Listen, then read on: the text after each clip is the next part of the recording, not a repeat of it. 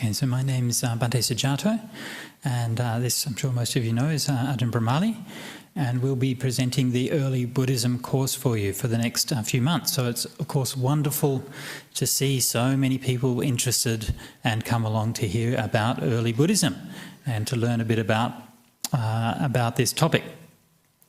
Now, I'm just going to begin with a few introductory remarks. Now, presumably you've read the basic material, so you know that this is a 6-month course. So we'll be doing one day-long workshop for 6 months.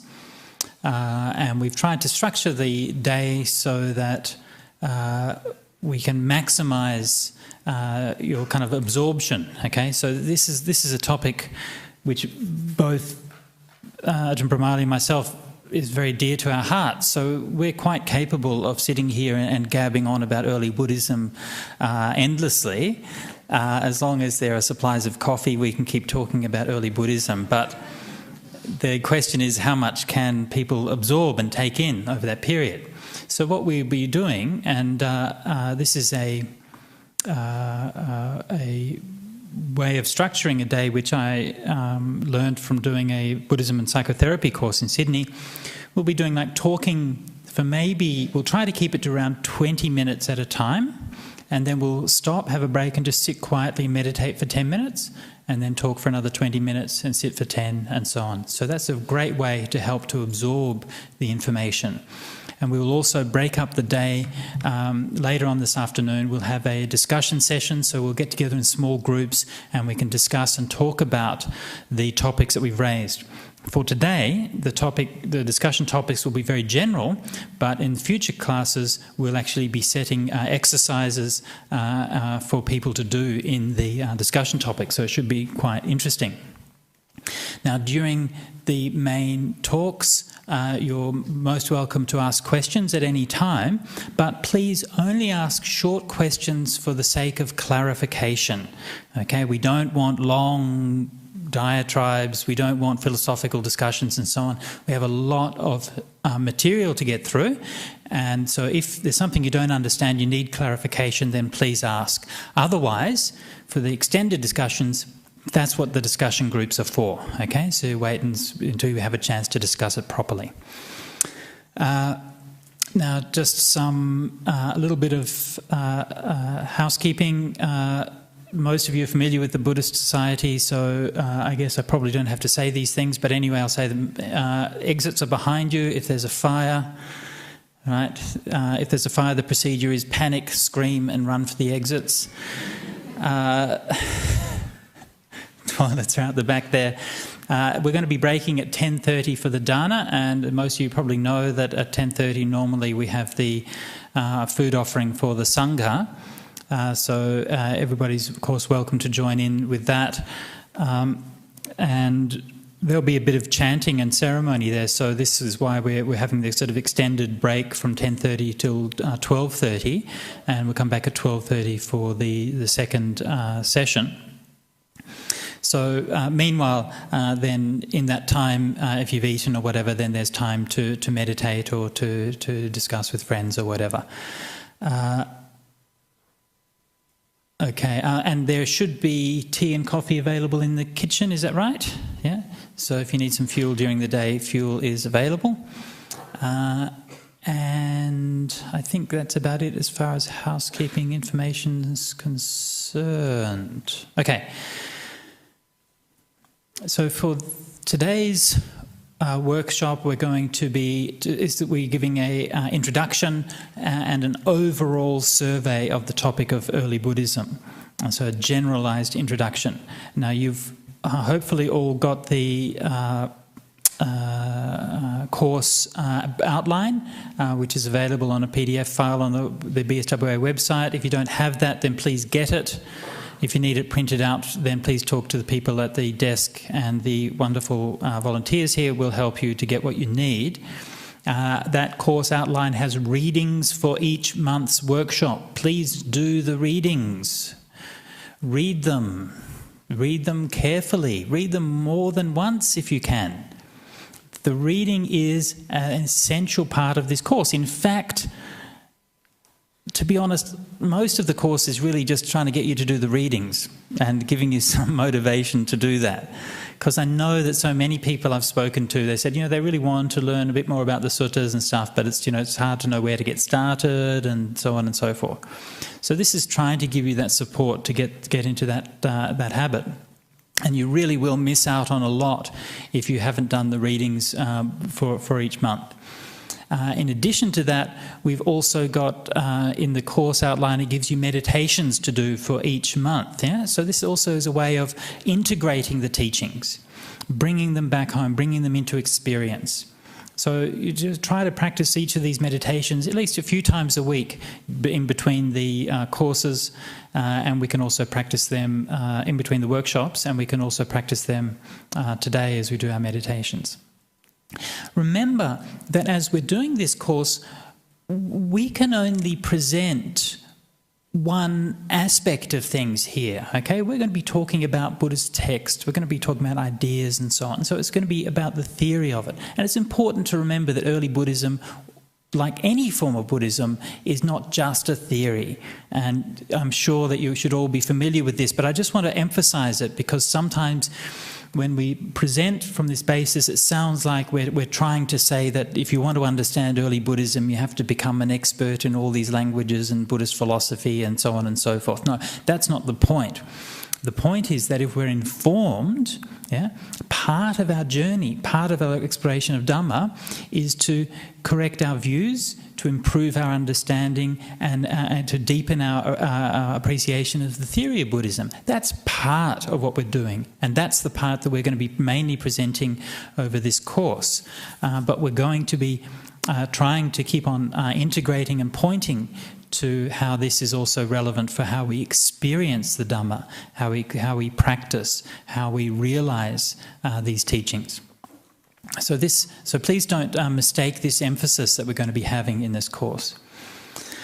Another thing we need to be careful of is that we don't fall into a early Buddhist fundamentalism. Okay, so this is something which is quite easy to do. So we can say, oh yes, this is right because this is something that's in early Buddhism, and that's wrong because that's something in later Buddhism. Okay, early doesn't mean right, late doesn't mean wrong. Okay, this is not also a sectarian argument. It's not about saying that some schools of Buddhism are right because they're early and other schools of Buddhism are wrong because they're late. That's not the point.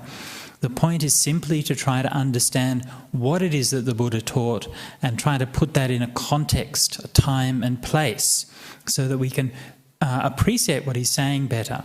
Once we understand that, we can then put into context all of the developments in the schools. We can understand why certain ideas were emphasised, why some things were changed, why some things were added, why some things were left out.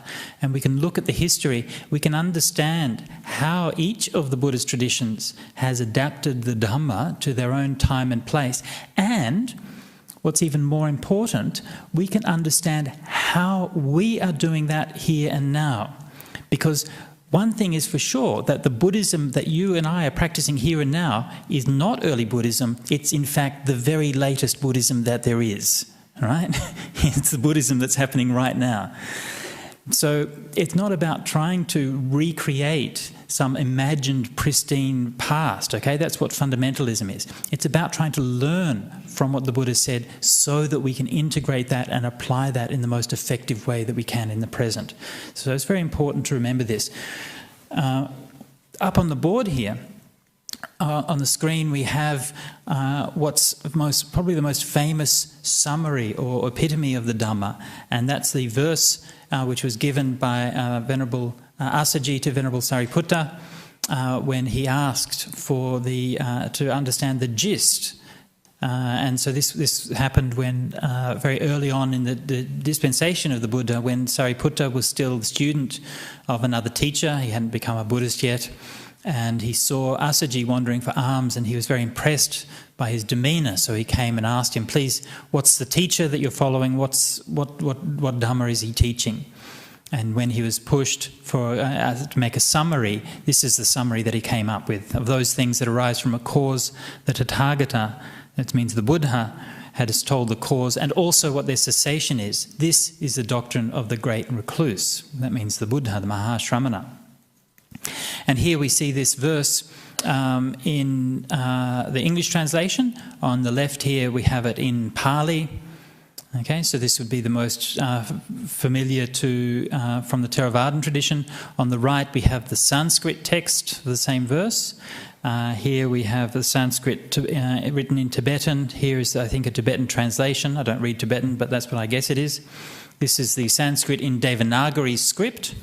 And this is the Pali in Sinhalese script. I should have other ones on there. I should have Chinese and Korean and Thai and Burmese and Japanese and Mongolian, but you'll forgive me for not having found all of those yet. I'll work on it though. Okay. So there's a number of remarkable things about this verse, okay? First thing is how mundane it is. Right?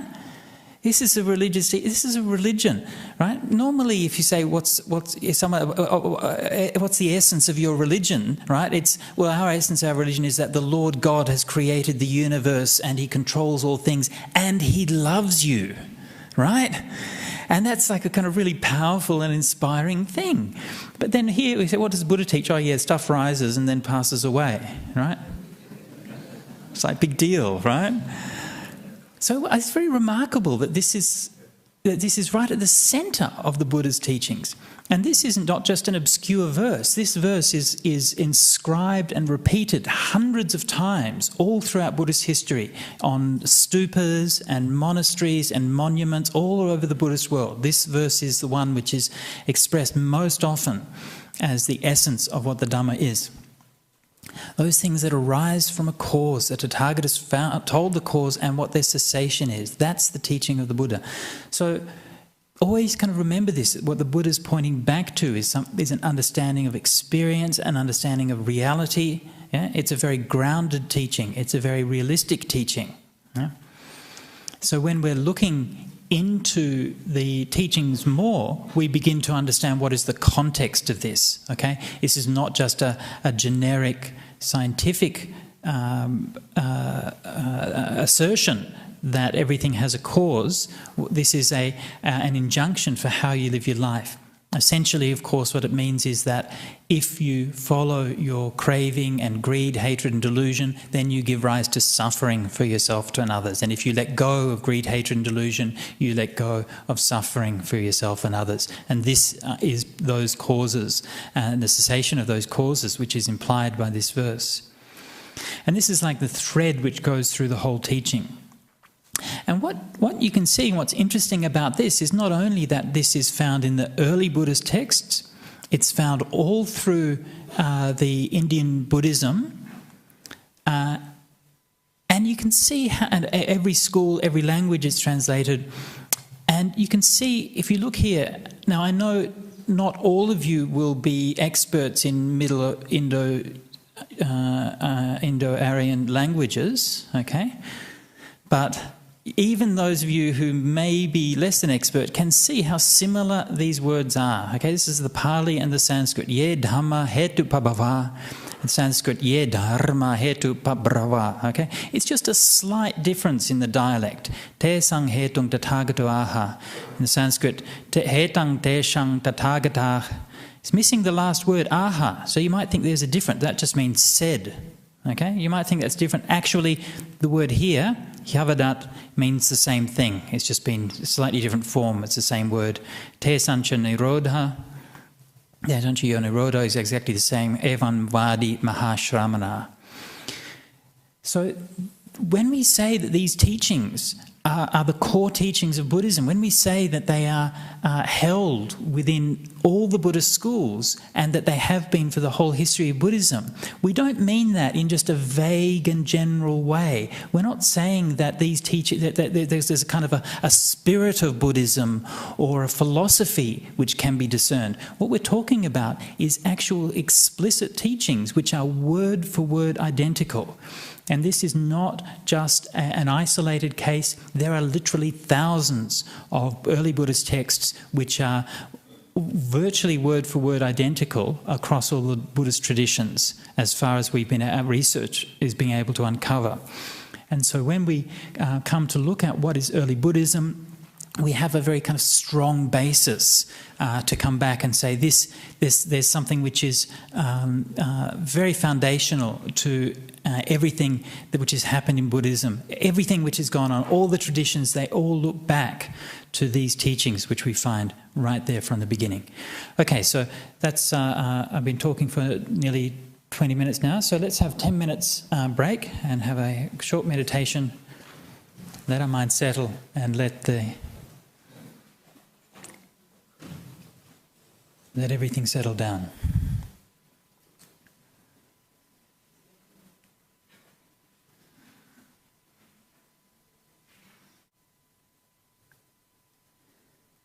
So for most of this morning's session, I'm going to be focusing on something about the history and the evolution of the idea of early Buddhism. But first, I want to look at, just to reflect a little bit, why we're here. What's the outcome of this course? What's the purpose of it? Most basic one, of course, is to understand Buddhism better. We also want to try to appreciate the historical context, okay, the time and the place that the Buddha taught. When we read the Buddhist scriptures, it's very apparent that each text begins at such an occasion, the Buddha was staying in such and such a place, and then he spoke to such and such people. Yeah? Every Buddhist text, it makes a point of saying that. There's a time, there's a place, there's certain people. Yeah? Every Buddhist text, at least in theory, every early one, has those things. It's a contextual teaching. It's a record of a series of an oral transmission of doctrine. So, if we want to understand that better, then we have to learn something about what that time was like, what that place was like, what those people were like.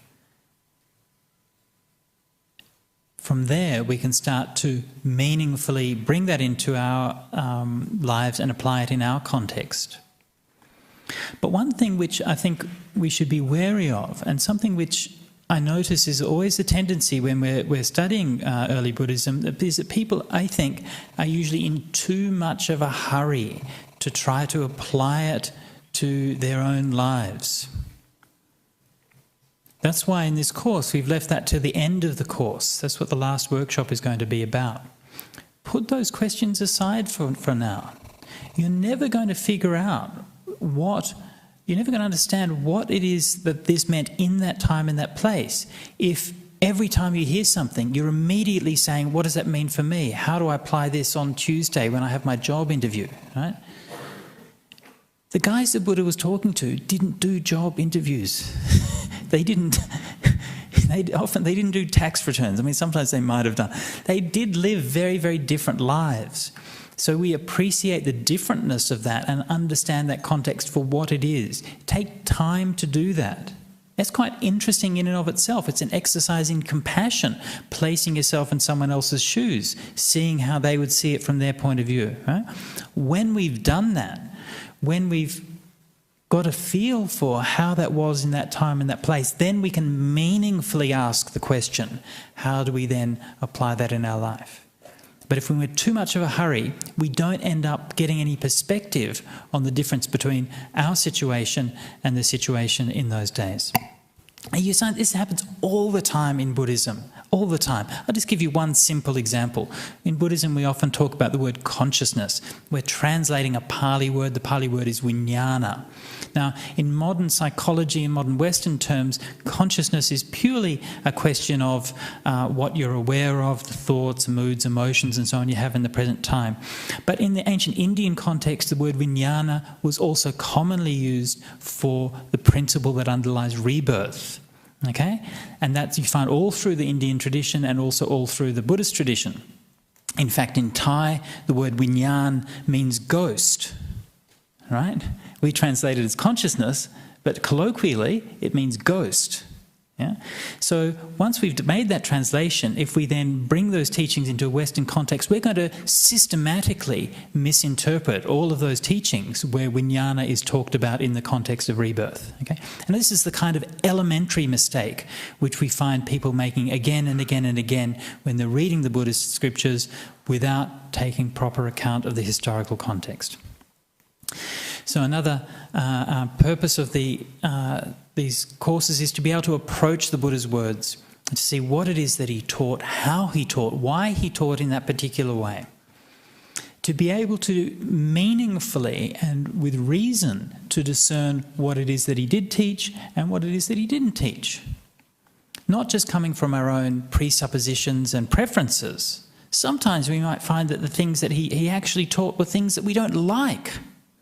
Right? The fact that we don't like something doesn't mean that the Buddha didn't say it. Maybe he said things that we don't like. Maybe he said things that were wrong. That's heretical, isn't it?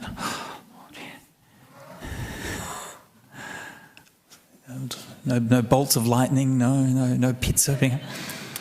We have to approach this in an open mind. Yeah, we don't. There are clearly things that are said in the suttas and so on which are factually incorrect. Yeah, there talks about, Mount Meru is this kind of mythical mountain and all of these kinds of things. And so there are some things that are talked about in the suttas which, and the early Buddhist texts, which we know are factually incorrect. So maybe did the Buddha say those things? Did he not? Well, we have what we want to learn is some methods and some approaches to be able to meaningfully discern from what is likely to be authentic and what is likely to be not authentic. We're going to talk about that in more detail in the next month's workshop. Find peace and true freedom. Okay, that's the goal of it, right? We want to be at peace. We want to be free. Studying. I find it astonishing, really, how little emphasis we find in Buddhist tradition to actually listening to what the Buddha said. We always listen to what this Ajahn says, or what that teacher says, or what that Sayadaw says, or that, and we don't listen to what the Buddha said. I can't understand it. But anyway, this is the purpose of it, to find peace and true freedom. I left one thing out of there, my mistake. Actually, the highest purpose of practicing Dhamma is not freedom and liberation or peace or anything like that. The highest purpose of doing this course and studying the Dhamma is to be able to win arguments on blogs. So if you want to win the internet, then you've come to the right place, okay? So after the course, you can say, I know this is right because I did the early Buddhism course, and that's it. Okay, so we're going to talk. We're going to put. What we're going to do is we're going to put the search for early Buddhism into a historical context. That means the modern context. When we talk about early Buddhism, implicit in the very word is the distinction between is the idea that there's a difference between what's taught in the Buddhist traditions and something that was taught by the Buddha, right? And that itself is quite a radical idea. Because, of course, every tradition believes wholeheartedly that what it is teaching is, in fact, exactly the same as what the Buddha taught. Okay? Every tradition says that. And every tradition is wrong. Okay? Because both right and wrong. Because every tradition does, in fact, inherit many of the ideas and texts and practices of early Buddhism, but also every tradition has added many things to that. Okay? So the search for early Buddhism is actually something which you can discern throughout the history of Buddhism itself. And I won't go into this, but there are repeated discussions and opinions and so on about what it is that the Buddha did and didn't teach, and we can find that at every stage in Buddhist history. But what I'm going to trace for you this morning is about the modern history of that. How Buddhism was discovered in the West, and how that discovery in the West has also informed the nature of the Buddhist traditions that we experience today. Okay, because when we approach Buddhism in modern times, we tend to have a very naive idea about what Buddhism is and what happens in Buddhist countries, and we have no idea of the complex, interrelated history of how the Buddhist traditions, as we find them, have emerged. Now, convenient place to start is 1786, William Jones. And this is a very famous passage here. He said that William Jones was an English intellectual living in India, and he gave a presentation to one of the learned societies of the time, and he had this quote: "The Sanskrit language, whatever be its antiquity, is of a wonderful structure, more perfect than the Greek, more copious than the Latin, and more exquisitely refined than either, yet bearing to both of them a stronger affinity, both in the roots of verbs and the forms of grammar, than could possibly have been produced by accident. So strong, indeed, that no philologer could have examined them all three without believing them to have sprung from some common source which, perhaps, no longer exists. There is similar reason, though not quite so forcible, for supposing that both the Gothic and the Celtic, though blended with a very different idiom, had the same origin with the Sanskrit, and the old Persian might be added to the same family." First thing I'd just like to notice is what an awesome sentence that is. You just don't get sentences like that these days, do you, right? So, a number of remarkable things about this. I mean, first thing is you have a Western colonialist who's actually saying that there are actually things that are worthwhile in these pagan, primitive, barbaric Asian cultures, right? I mean, the history of colonialism is not a pretty one, and the Westerners spent, a lot of time putting everybody down and so on, and denigrating their local cultures and so on. And here we have an emergence of an appreciation. Well, actually, there's something going on here. Better than Greek and Latin? For a European intellectual, that's a pretty remarkable kind of statement. And his suggestion that not only are these things similar to Greek and Latin, but they may well share a common root. This is something which had actually been suggested a number of times prior to this. And in fact, it must impress itself on the mind of anybody who studies these languages, that Sanskrit, Latin, Greek and so on clearly have a common origin. And this origin we now call the Indo-European language family. And most of the languages from Sri Lanka in the extreme southeast, all the way to Norway and Iceland in the northwest, most of those languages are from the Indo-European language family, up as far as Russia, Persia, and so on. So here he's suggesting that there's some kind of cultural or philosophical or historical affinity between the Indian intellectuals, the Brahmanic caste who had passed down these Sanskrit texts, had some kind of affinity with the European intellectuals. So this is the beginnings of the academic study of Indian literature and Indian texts. In the early years, that study was mostly focused on the Sanskrit and the Hindu texts. Most of the learning was from the Hindu pundits, the Hindu intellectuals, which of course was very natural. And the idea of the Buddha as a part of Indian history wasn't really there. The Hindu histories sort of don't really talk about Buddhism. And it's not an easy thing to be able to tell, for example, that the religion practiced in Sri Lanka and the religion practiced in Tibet and the religion practiced in Japan are all actually the same religion, right? It's not obvious at all, okay? So it took quite a long time to gradually become aware that there is this thing called Buddhism, right? That all of these diverse forms of Buddhism come from a common origin, and that common origin was India. I mean, originally they postulated it might have been Ethiopia. That was one of the suggestions, right? So these things took time and a lot of work to be able to kind of figure out exactly what was going on there. And implicit in that very idea is emerging the idea of early Buddhism. Okay, so once we've appreciated that there are all these various different schools everywhere across Asia, and that they all come back to India, but there's no longer a form of Buddhism in India, then the question arises, well, what was that source? What was that thing? That must have been something quite remarkable, okay? To have so much energy to spread across so many countries, to last for such a long period of time. This is no kind of ordinary teaching. There's lots of, religious teachers and philosophers come up here and there and teach things. But this must have been something quite extraordinary. What was that Buddhism that happened in India? Was the Buddha a historical figure? Can we find these things out? So these were the questions which many of the European intellectuals started asking in those days.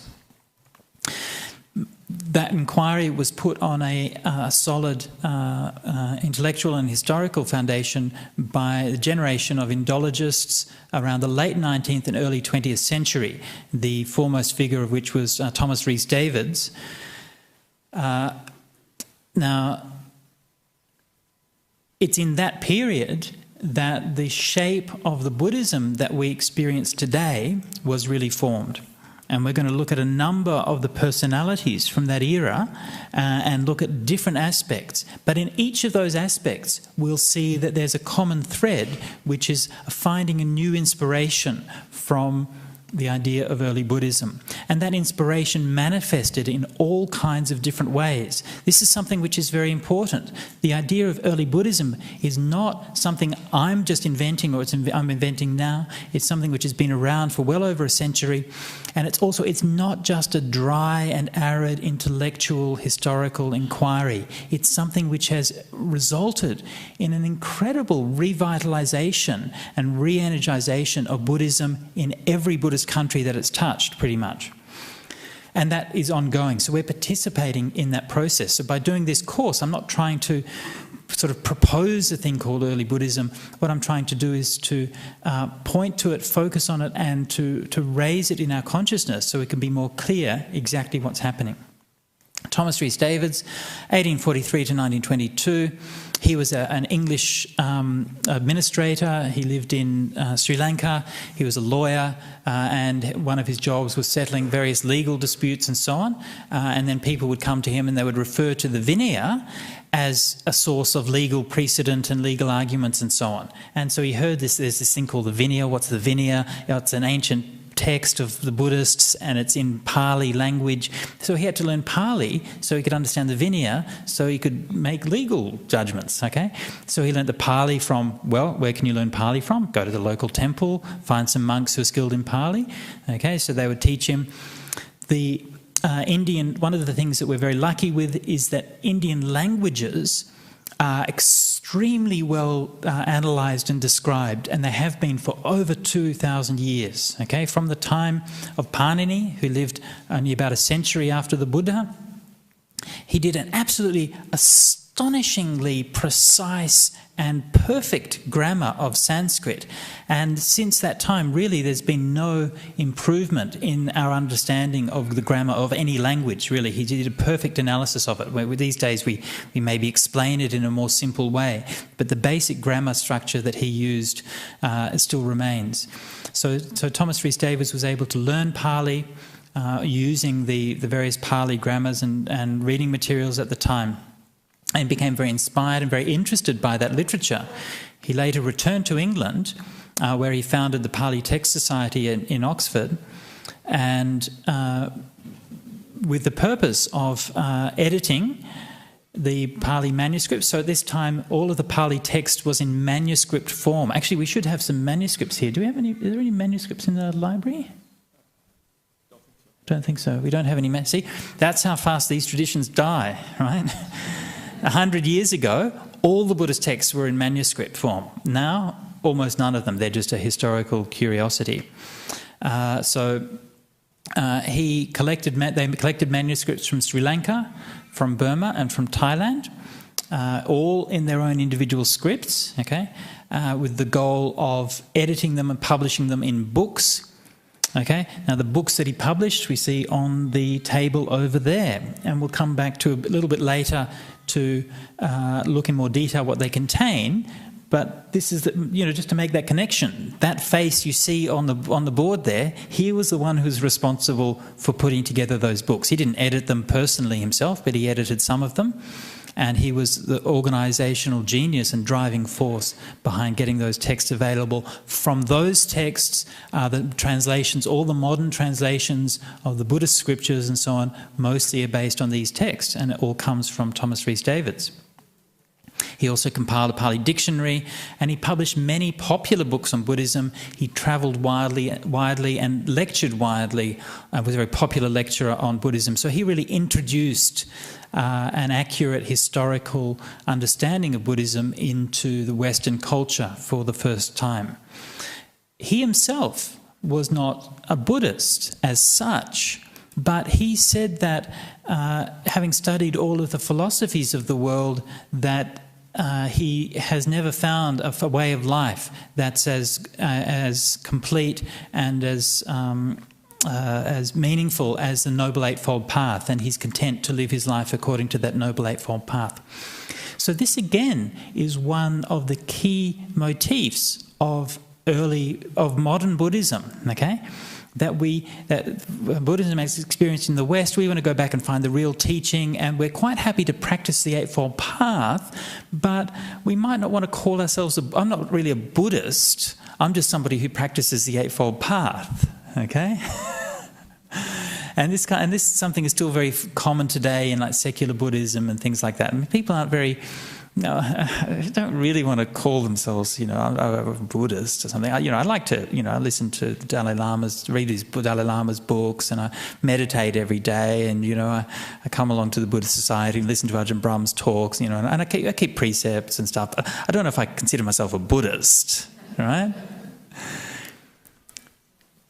So you see these tendencies starting up with Rhys-Davids.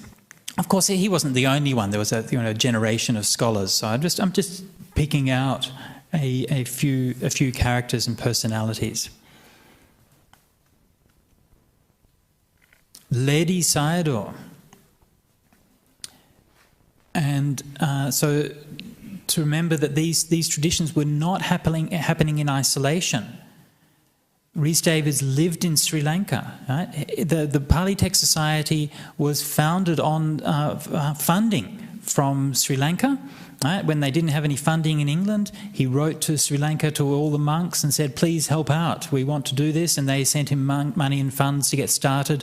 You'll see in the introduction to some of the editions also acknowledgement of funds donated from the King of Thailand and so on. So these people were working together. And there was mutual feedback from the different cultures. Ledi Sayadaw was, you notice, from the same period as Thomas Rhys-Davids, and he was the most important figure in the reform of modern Burmese Buddhism. A very prolific writer. He wrote both in Pali and Burmese. From our point of view, it's kind of remarkable that he wrote long books in Pali, okay? From his point of view, it was remarkable that he wrote books in Burmese, okay?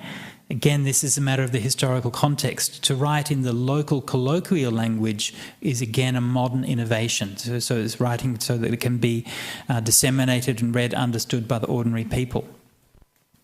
He was an advocate, even though he was a scholar monk, a great scholar, but he also advocated breath meditation, anapanasati, and vipassana. And it's really from his influence that the modern Burmese vipassana movements, the Mahasi technique, Goenka technique, and so on, that this arose.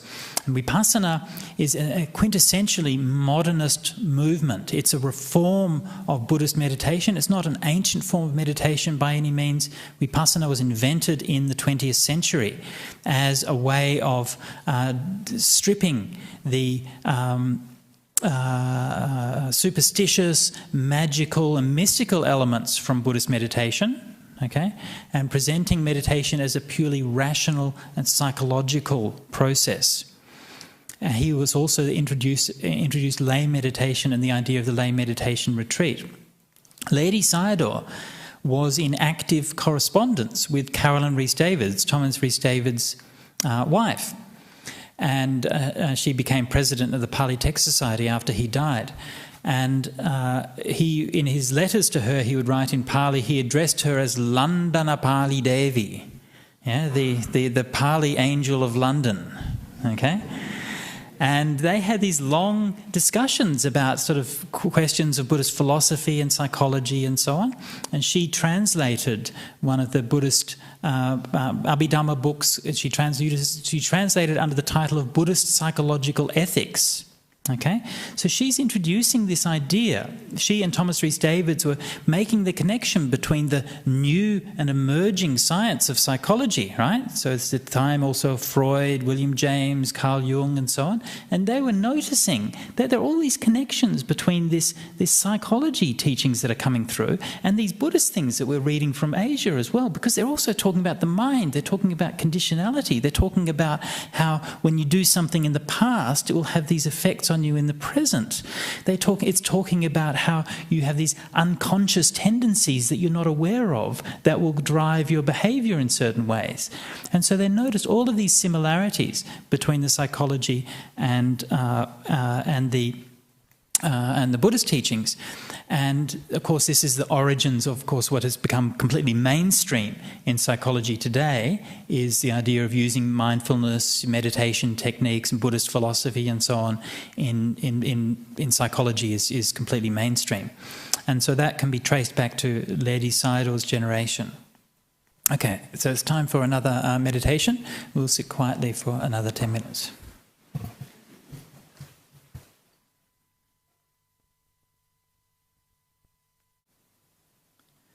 Okay, so moving on to the next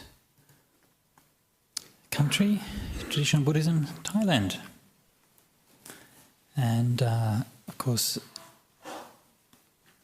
the modern Buddhist reform there mostly started by the great figure of King Mongkut, spent many years as a monk before he became the king. And in his time as a monk, Mongkut was a voracious intellectual. He would kind of hunt down any kind of philosophers and scholars and so on who were in Bangkok at the time. He'd hunt them down and pump them for information and ideas about Western philosophy and science and so on. And he would often shock the Westerners by how sceptical he was. It seems that Mongkut didn't actually really believe in rebirth, and this was felt to be quite, a bit disturbing for some people. But when he became a monk, his story is almost like an encapsulation of some of the trends at the time. He ordained. He spent his first reigns in a meditation monastery, and when he asked the teachers there, "Why do we do this? Why do we meditate in this way? What do we do?" They said, "We don't know. That's just what our teachers told us, so that's just what we say." And they had no ability to understand what they were doing and to explain it. And so Mongkut was very unsatisfied with this. He called it Achinna Kapikavada, the doctrine of just following along with the tradition. Okay, Achinna Kapikavada, and this actually is very interesting because this is a doctrine which is formally condemned by all Buddhist traditions in the Second Council 100 years after the Buddha. So all Buddhist traditions accept that we should not just, something is not just right because the tradition says so. And yet even though that's what that idea was supposed to be condemned, it's in fact what we find throughout all the Buddhist traditions. So he wasn't happy with that, so he went back, learnt Pali and embarked on quite a serious search for what could be considered as real Buddhism and the earliest Buddhist texts. earliest Buddhist teachings. He strongly emphasised the Vinaya as opposed to just following Thai cultural customs, okay? And so often they might not be the same thing. And this is something that comes up many, many different times in cultures and so on. I'll just give you one example. In Chiang Mai, there's a monastery called Wat Umong, and a monk called Luang Por Panyanando was staying there. Some of you might even remember him. He used to visit here, did the ordination. I think, did he do your first ordination, your novice ordination? Yeah, he did this. When he was at Wat Umong in Chiang Mai, they had this custom where once a year the monks there would be a special ceremony for Upagupta. And now Upagupta was a monk from the ancient times who was regarded as a saint in that region, and they always have very funny ceremonies associated with Upagupta. Now Upagupta is only found in northern Theravada Buddhism, northern Burma and Thailand, is not found at all in Sri Lanka. But the custom there was that the monks had to go for alms round at 2 o'clock in the morning. All right? It's crazy. So, but once a year, all the monks of the monastery would get out and they'd wander through the village in the middle of the night. Okay, of course, completely against the Vinaya and so on. But that was the custom. That was Upagupta's ceremonies. Always had something like that. They always had something a bit weird or a bit transgressive about them. So when Luang Por Panyanando was there, he said, "No, we can't do this against the Vinaya." And so but the villagers are insisting, "No, this is our custom. You have to do it." So these struggles you find all the time through the different traditions. And so this Mongkut was the one who introduced this mostly into the Thai tradition. Now he was followed by many others, but most significant was Ajahn Mun. It came, as you see, a number of years after Mongkut. And what Ajahn Mun essentially did was to take a similar approach, but to apply it to meditation.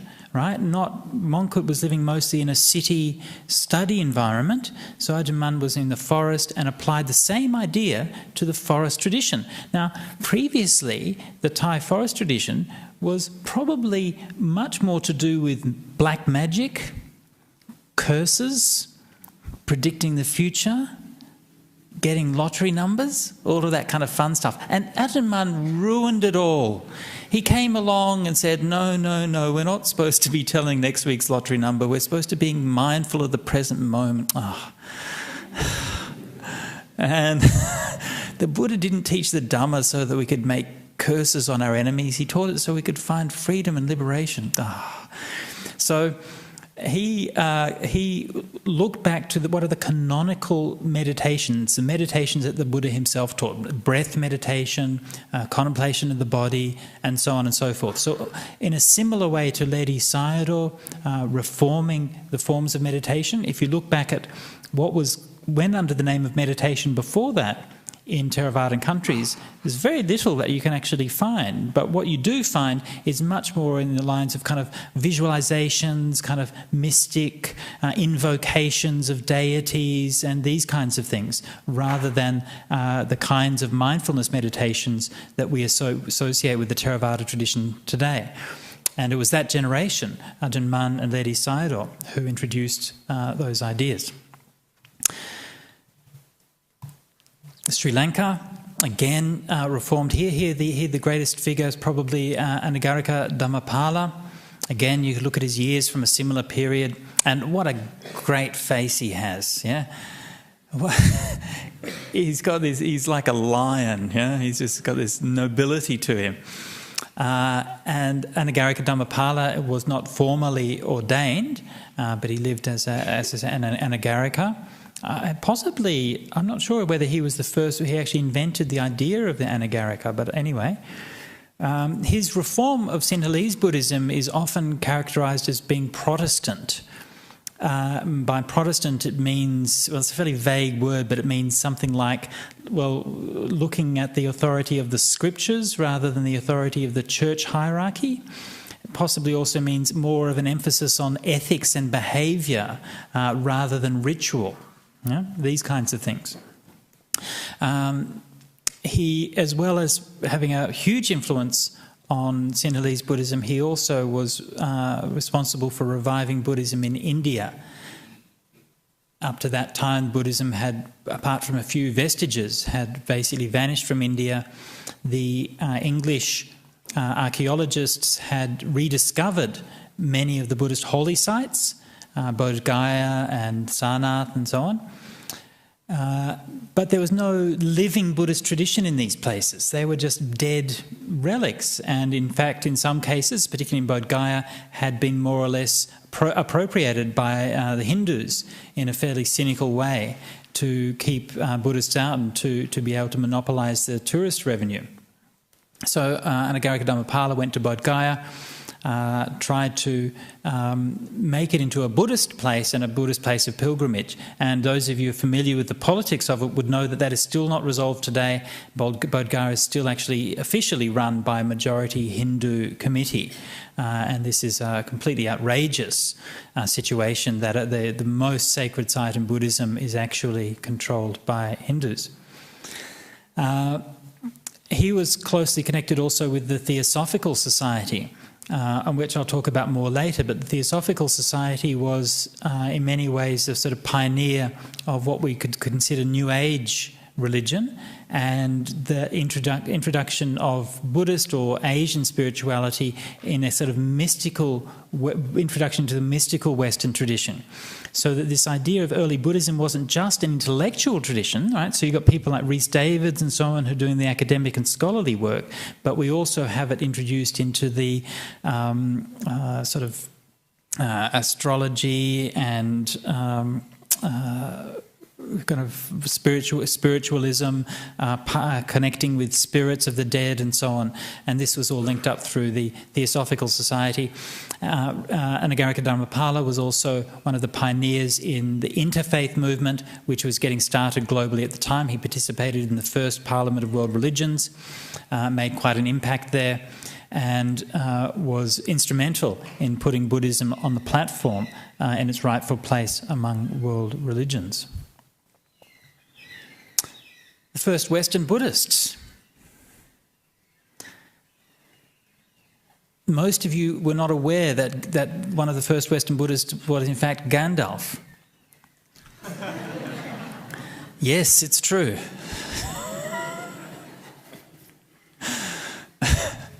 Actually, it's not Gandalf, but it might as well be Henry Steele Olcott and Madame Blavatsky.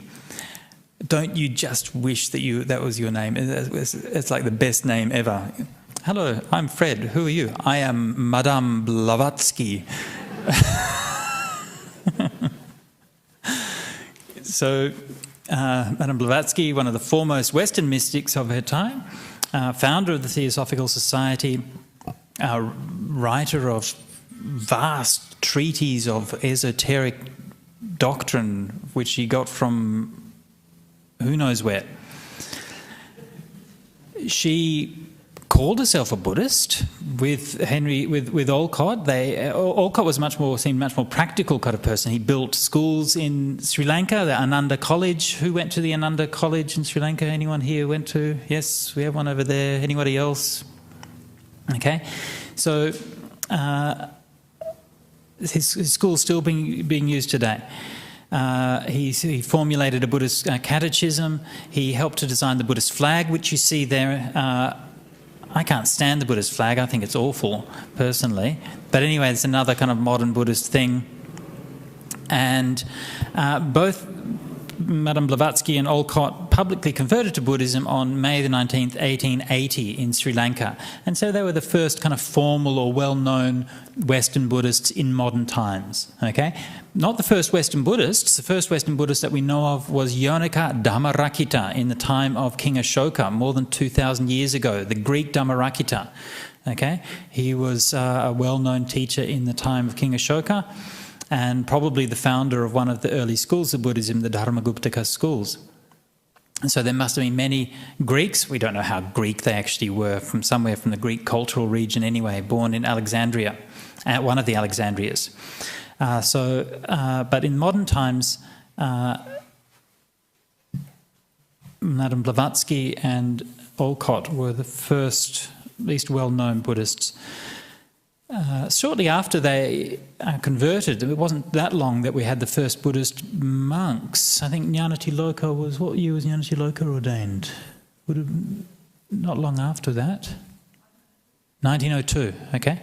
So 1902, so that's only 20 years later. And there are rumours of some Westerners who ordained before that, but not huge amounts of information. Olcott described his own religion as being pure primitive Buddhism. Okay? It's not necessarily sure exactly how accurate he was, but what's more important than the details of that is the idea that that's what he thought he was practicing, that's what he wanted to be practicing, that's what he believed was important to be practicing, pure, original, primitive Buddhism. There are some interesting connections here with Australia. Olcott actually visited Australia and visited Sydney. The Theosophical Society was very prominent in Sydney around that time. And a little historical detail that most Australian Buddhists don't know, that on Balmoral Beach in Sydney was built for a period of 30 years the Star Amphitheatre. And there's a picture you can see there. It was built for the lectures of Krishnamurti, who was supposed to have been the world teacher of the Theosophical Society, and according to rumour and legend, was meant to be the place that the Saviour was going to appear, either Maitreya Buddha or Jesus returning or whoever. Theosophists didn't tend to be too specific when it comes to details like that, right? And so, you can see what a magnificent place that is.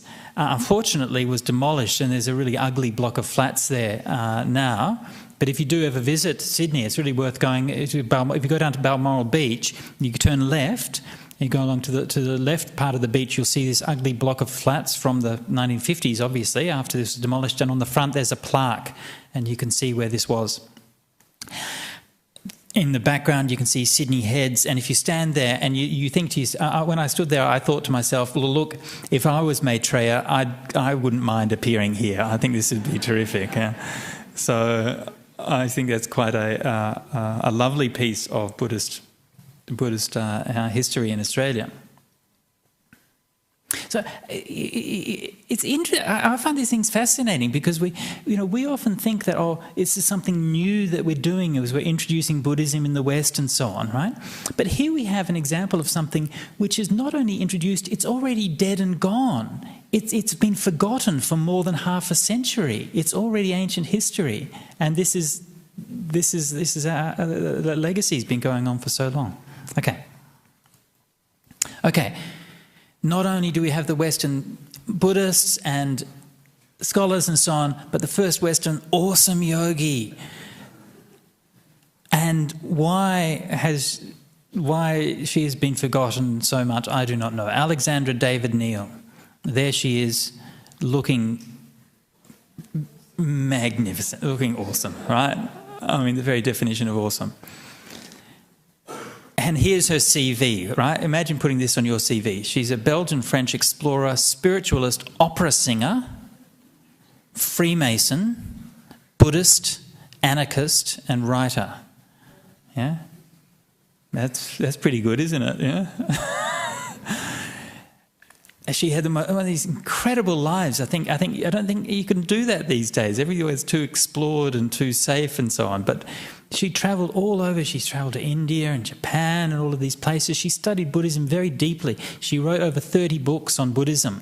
And she had a very good knowledge of Buddhism, which again she learnt, again, the same era we're talking about, and she learnt from Thomas Rhys-Davids and these translations and the bringing of the Buddhist culture into a Western idiom for the first time, but also by going to the Buddhist countries and studying with the people there. In 1912, she met the 13th Dalai Lama, right? Imagine what that would be like, 1912, to travel to Tibet and meet the 13th Dalai Lama. In 1914 to 1916, she lived in a cave in Sikkim, right? There's this French woman living in a cave in Sikkim. And while she was there, she popped over the border illegally into Tibet So it was 1916, 1924 and 1937 she visited Tibet, and some of her accounts of her, because of course this was like the old days in Tibet, right? This is before they had virtually no contact with the West. And one of her, probably her best known book is I think called Magic and Mysteries of Tibet, something like that. And absolutely fantastic read, yeah, all of these totally outrageous stories that she's got in there. Yeah. So, and after, I'm not sure exactly how long she was in Tibet in that last time, but in 1946 she returned to France and basically lived till virtually 100 as a recluse in France. Now, I'm not sure whether she was, you can see she's wearing some kind of robes there. I don't know whether she was formally ordained as a nun or more living as a kind of the Tibetan Lama, lay Lama kind of thing, yeah, but... with her, I think the young man with her, I think, is a Nepalese monk who she adopted as her son and had travelled with her a lot, especially in the later part of her life. So again, this is another aspect of that idea of it's a search for early Buddhism is a search for an experience, right? Not just a search for an idea, which is what Rhys Davids and others, they wanted to find out what is the philosophy of Buddhism, right? They wanted a set of ideas and so on, which might have an ethical implication or something, but they didn't really know anything about meditation, right? Nothing. The idea of meditation was completely foreign to them. Whereas with Alexandra David Neal, we see for the first time sort of a search for that experience and that contemplative practice.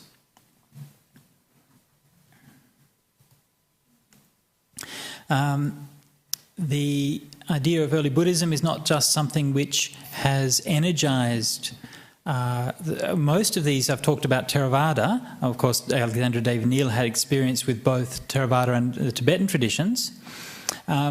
I won't talk too much about the Mahayana tradition, but just to note that similar tendencies are found within the modern Mahayana traditions as well. And here's just a couple of examples of that.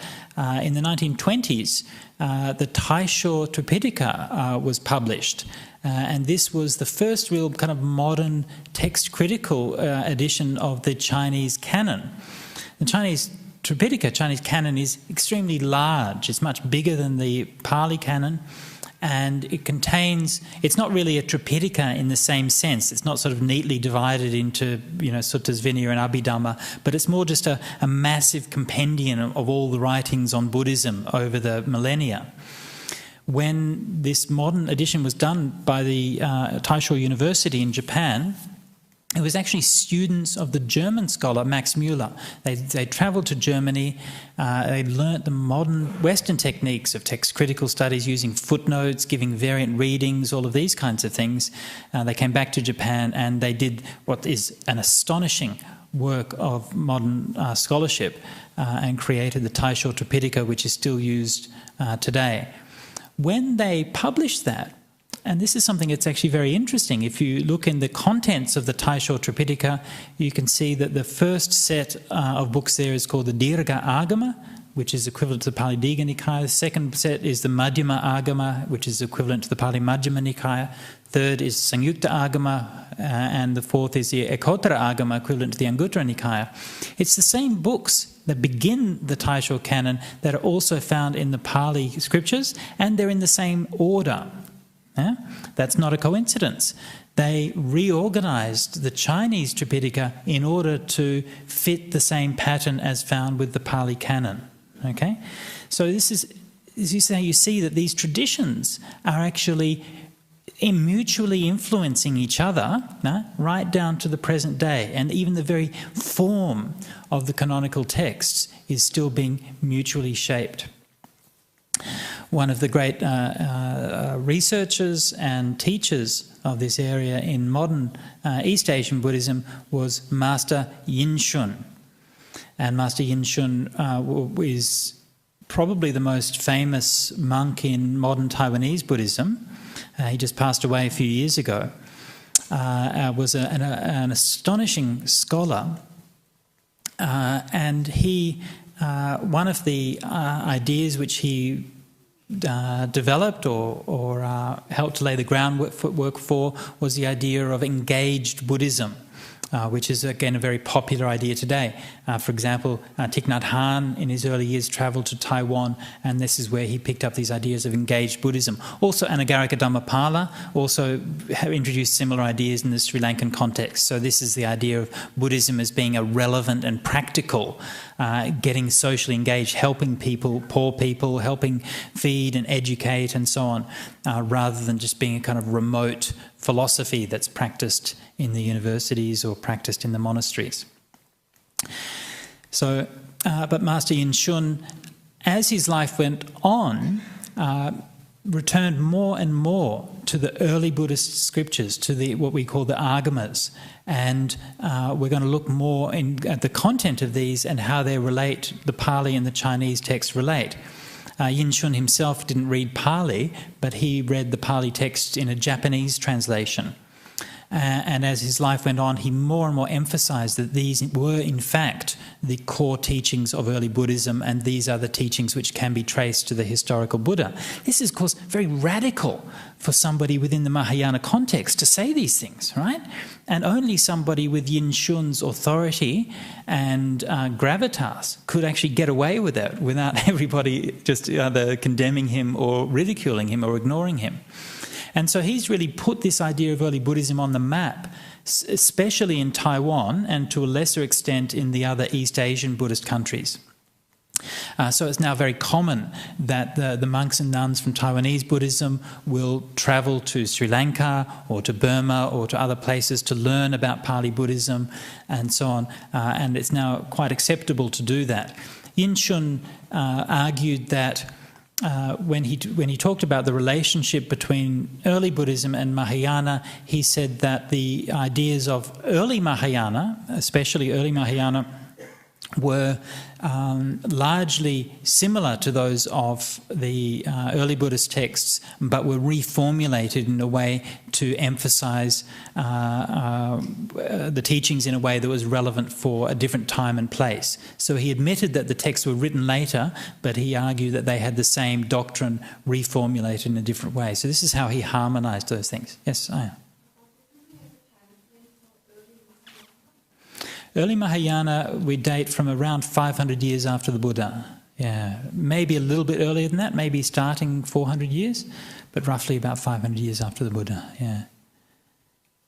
We know the dates of the early Mahayana scriptures because the translation dates are recorded in the Chinese translations. So the translations start from around that time, around 100, 200, 300 AD, and so we assume that they existed in India sometime before that, yeah.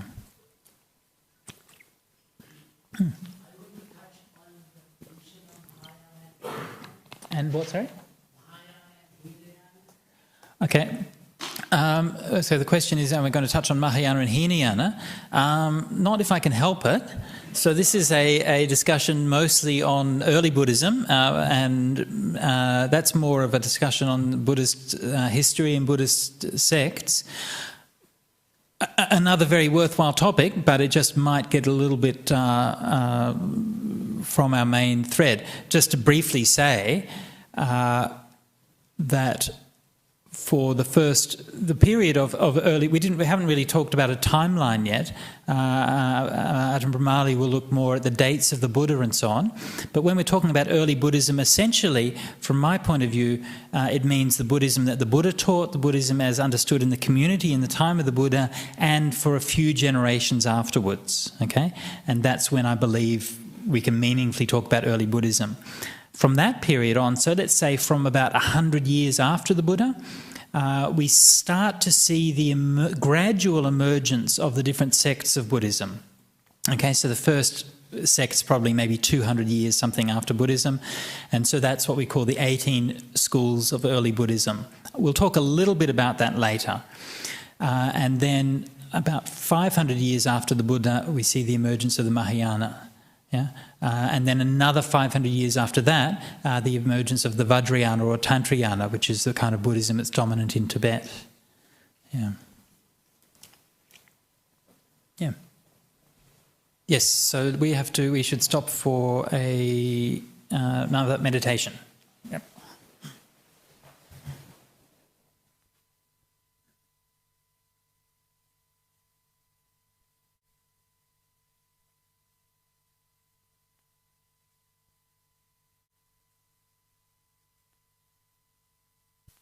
And now moving to the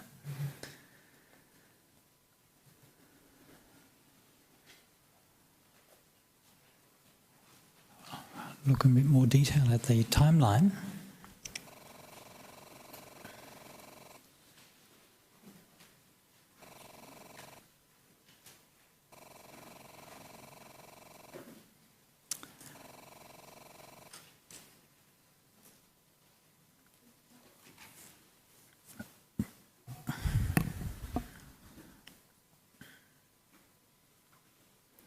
So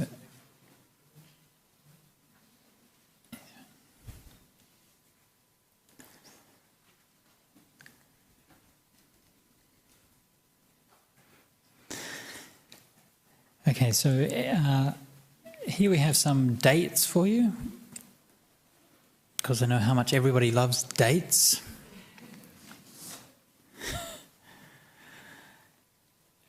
Life of the Buddha, roughly 480 to 400 BC. Now, the dates of the life of the Buddha are controversial and not it's not really settled amongst scholars. The history of the dating is quite a complex history in itself. But the general tendency among the contemporary Indologists is to look to a date of the Buddha's parinibbana. Usually the main date that we try to fix in Buddhist studies is the date the Buddha passed away. And the usual date we centre around these days, around 400 BCE.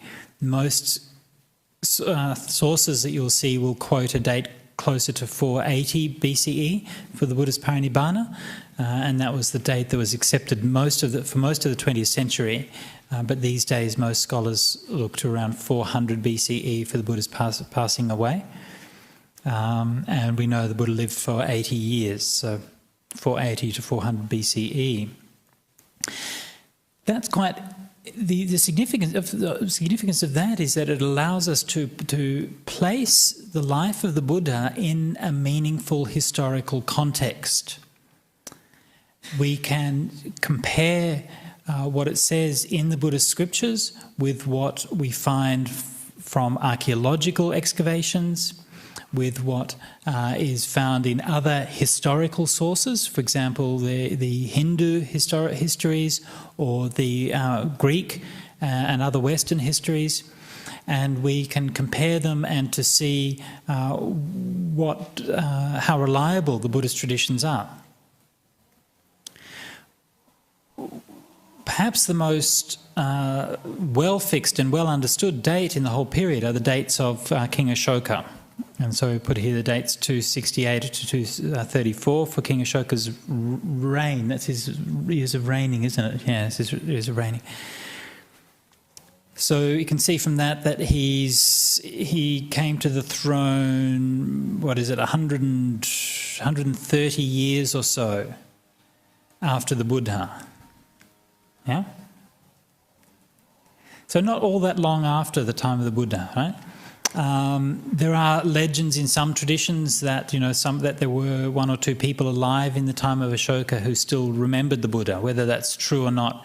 But it does indicate that according to the traditions, there wasn't that long in between the Buddha and Ashoka. The reason, of course, we know about Ashoka very well is because we have many edicts of Ashoka, many inscriptions. He's the first Indian king, the first, in fact, Indian historical figure at all, who we have lengthy inscriptions for. There's almost no Indian writing that predates Ashoka, maybe a few bits and pieces here and there. There's the Indus Valley, which is much older, hasn't been deciphered. But King Ashoka's writings are the oldest historical and substantive writings of any form in India that we have. Ashoka was, of course, a Buddhist, and as a Buddhist, he promoted the Dharma. He didn't promote Buddhism. Right? So he promoted Dharma, meaning he promoted ethical conduct, he promoted good principles, he promoted kindness, he promoted being nice to animals.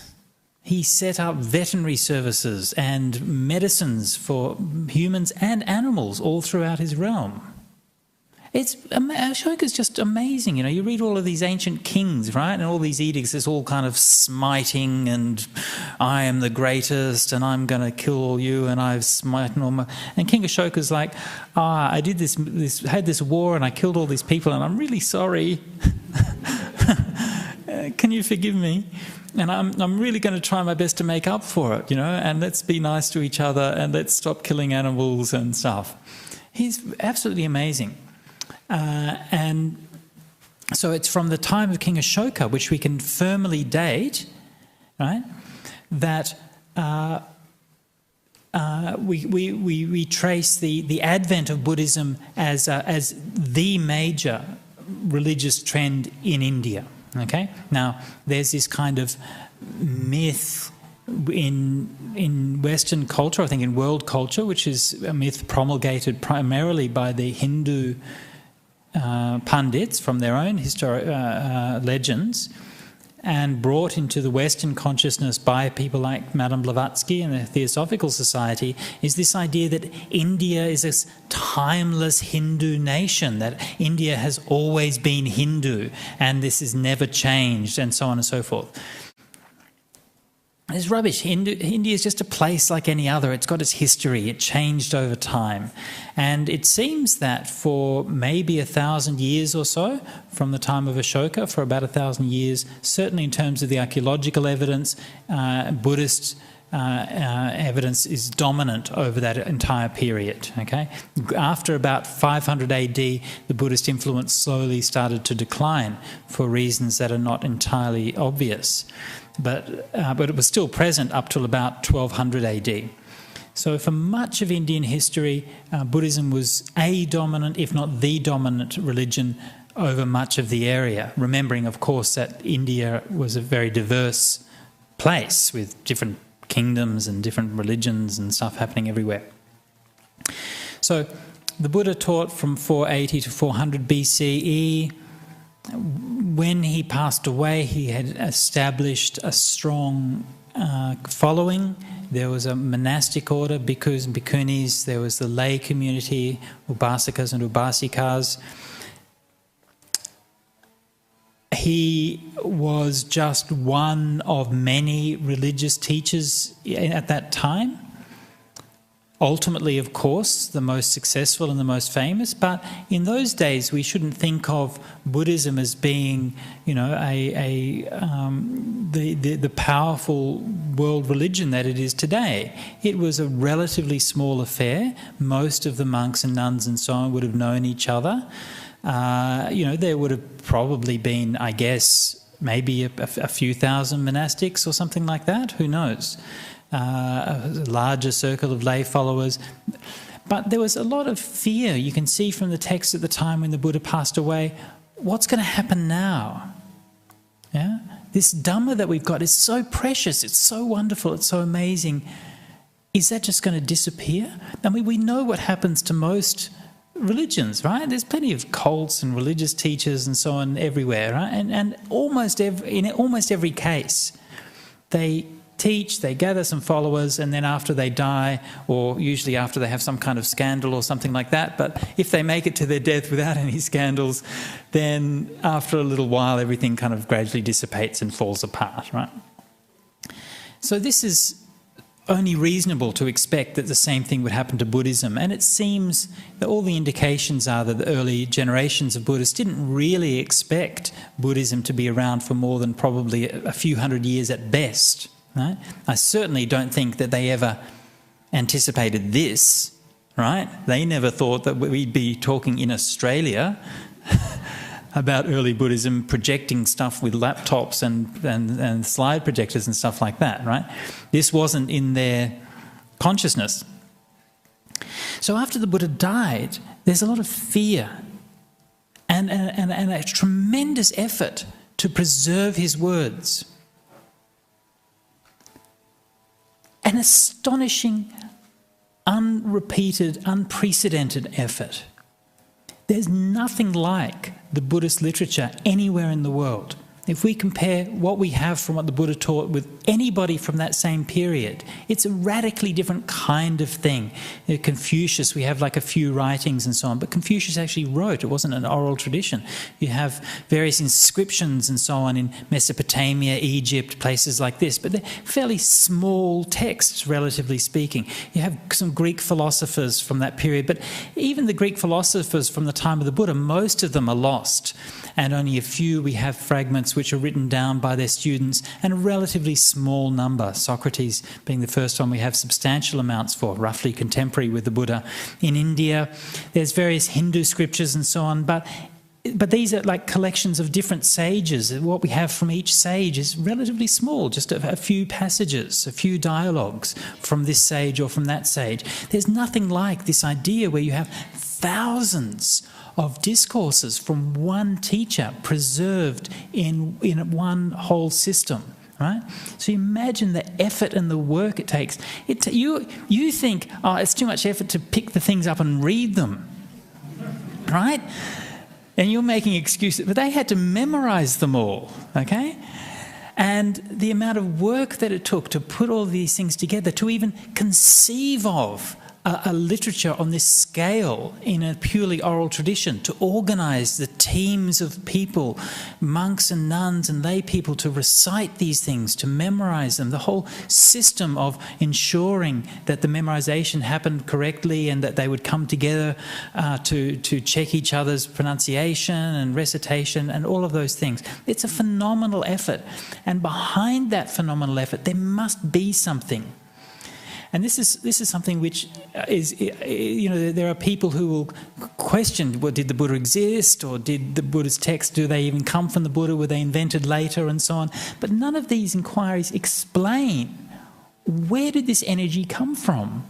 Why did this happen?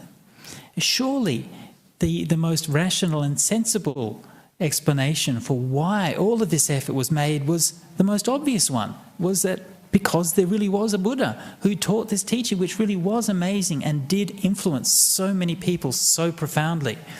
And it's because of that, and that almost that revolution in consciousness that happened in India at the time, that impelled so many people to put so much effort for such a long time to memorizing and passing down these teachings.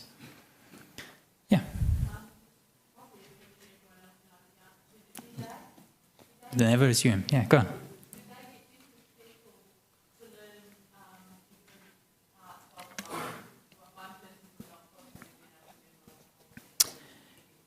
That's right, yeah. There actually, some can, and even today there are a few monks who can memorise the entire canon, but for the most part, yes, this is one of the things that they did, was they separated out the scriptures. So you see, Ajahn Brahmali will talk more about this later on, but we have the different, what we call nikayas, the Digha Nikaya, Majjhima Nikaya and so on. And it seems like most reciters would specialise in one or other of those nikayas, and that they would also sub-specialise within that. So they would learn like a core curriculum, and then it would be coordinated so that different monks would learn different parts of it. And then, of course, ones who had very good memories could then learn bigger sections, and a few might know the whole thing. But yes, and this, again, just to think how systematic that is to actually work and organise that, right? You can't coordinate it on Facebook, yeah? You have to actually walk from one monastery to another monastery and organise it. It's a phenomenal thing to do. Okay, yeah. Oh, yeah, still reciting, yeah. The oral tradition is still very much alive, yeah. Even, for example, the Buddhist text, I'm involved in a project for putting the Buddhist text online, and the text that we're using was edited by a Thai group, and when they did the proofreading for their edition, they had it thoroughly proofread 3 times and also recited 3 times. Okay, so to check for mistakes. And this is one of the best ways to check for mistakes. You actually sit there with 2 or 3 people reciting it, and it's very obvious when they recite different things. Yeah, you can hear it very clearly. So this is still used today for ensuring the accuracy of the text. Eddie, yeah. Much later, another 1,000 years later, late Buddhism.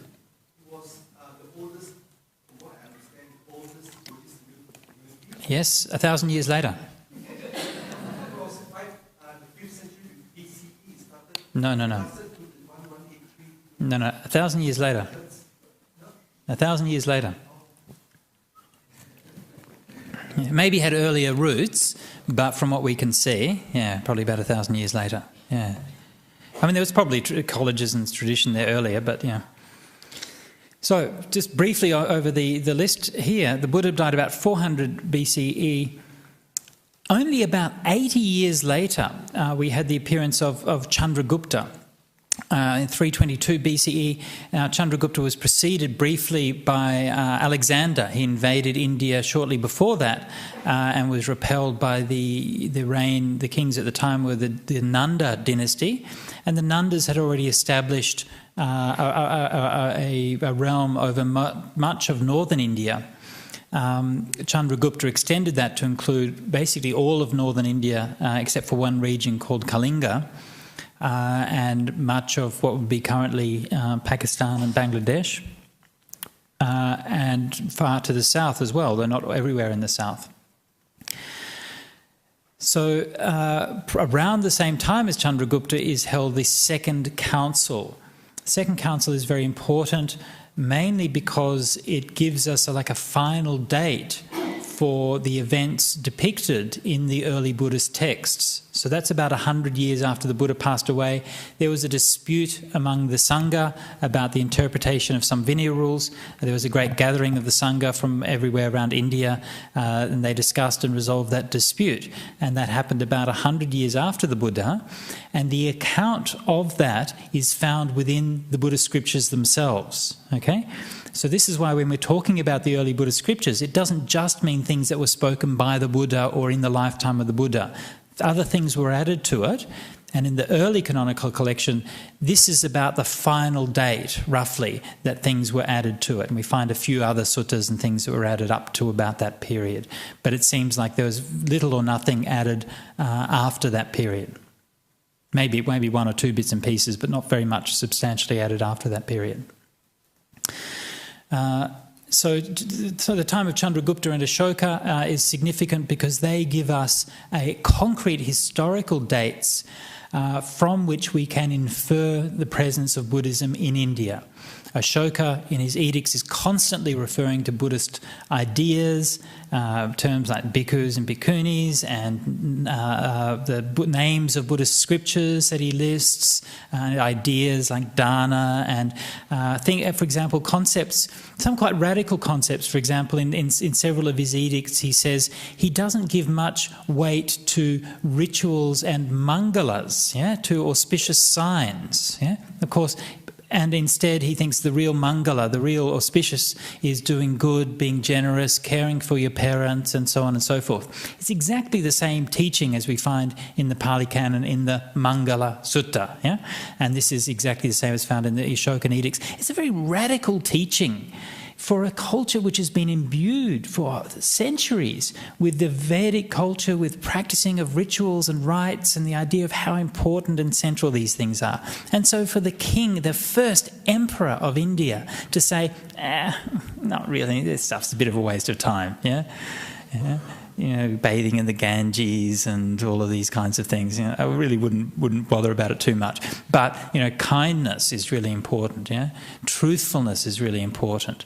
And so this is where these Buddhist ethical teachings are really being put first and foremost in the cultural sphere in India.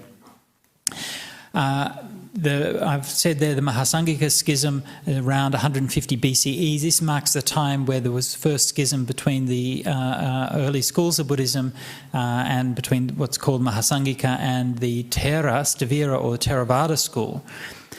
Most histories that you will read of early Buddhism will tell you that that schism happened much earlier. They will often say that that first schism happened after the Second Council. They are wrong. I know because I wrote the book. So if you want to read more about that, you can read my scintillating historical account called Sects and Sectarianism. That is not Sex and Secretaries, which is actually how it got introduced when I was doing a talk once. They said, this is Bhante Sujato, the author of Sex and Secretaries. And I'm like, okay, admittedly, it'd probably be more interesting, but sects and sectarianism is a complicated historical argument I don't need to get into here, but basically what we can see over this period from the time of the death of the Buddha through Ashoka, we can see the emergence of the tendencies which resulted in the Buddhist schools, okay? The specialization in terms of different philosophies, discussion of interpretations of ideas and so on and so forth. But we don't see the actual emergence of fully fledged schools, that there's communities who saw themselves as distinct and other and separate from other Buddhist communities. It was just the Buddhist communities and some people in there might have some different ideas. So around 150 BCE, we see that emergence. The time of King Ashoka is also very important because at that time, missionaries were sent all over India. And the most famous one, of course, Mahinda was sent to Sri Lanka, and other missionaries were sent to Kashmir, Gandhara in modern-day Afghanistan and Pakistan, to Aparantika in the west. Yonika Dhammarakkhita went to Alessandra, to the Greek communities, and other places all around India to establish Buddhist communities in those places.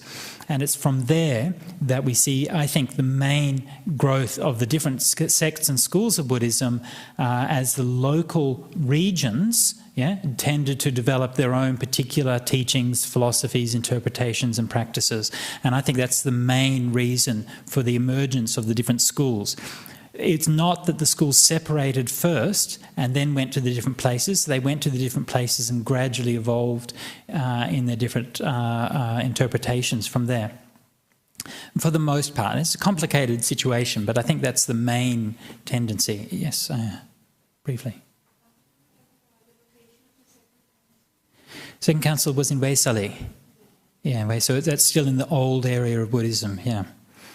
Okay, so it's now 10:30, so we'll have to break now, so we'll go over and have the dana. Ajahn Brahmali will continue with the presentation after dana at 12:30, so we look forward to seeing you all then.